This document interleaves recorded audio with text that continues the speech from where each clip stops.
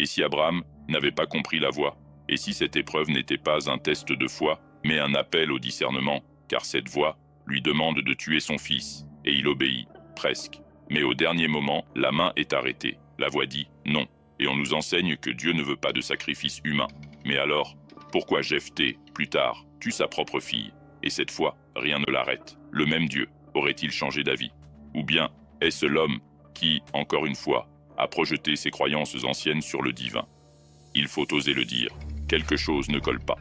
Peut-être que ces histoires ne parlent pas de Dieu, mais de l'homme, et de sa difficulté à entendre la vraie voix dans le silence. Abraham, lui, a eu un sursaut. Il s'est arrêté.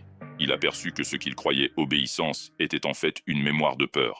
Mais Jephthé, enfermé dans le vœu, dans l'ego, dans la croyance que Dieu exige des preuves extrêmes, n'a pas écouté l'arrêt intérieur. Il a suivi la parole, mais pas la vibration. Et c'est là, le cœur de tout. Dieu ne parle pas toujours en mots, il parle en cohérence, une fréquence, en silence vibrant. Si ce que tu entends pousse à la destruction, ce n'est pas Dieu. Tu peux croire que tu obéis, et pourtant être guidé par une voix intérieure erronée, nourrie par la tradition, la peur, la dette. Abraham a désobéi à une idée de Dieu.